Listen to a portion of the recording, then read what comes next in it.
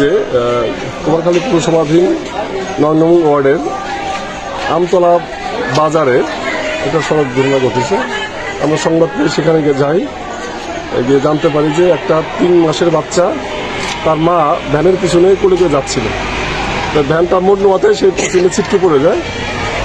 দুপুর দিক থেকে আসা একটা নসিমনের চাকার নিচে পিছলে হয়তো সেই ঘটনাস্থলে মারা গেছে। হাসপাতালে নিয়ে আনার পরে কর্তব্য চিকিৎসক তাকে নিতে গেছে। হ্যাঁ, ওই যে নসিমন বা করিমনের যে চালক, সে স্থানীয় জনতা আটক করে রেখেছিল। আমরা থানাতে নিয়ে যাচ্ছি। পরবর্তীতে কি ব্যবস্থা নেবে? বাদীর সাথে কথা বলতে হবে। বাদী এজাহার দিলে বা অভিযোগ দিলে আমরা আইনগত ব্যবস্থা গ্রহণ করব।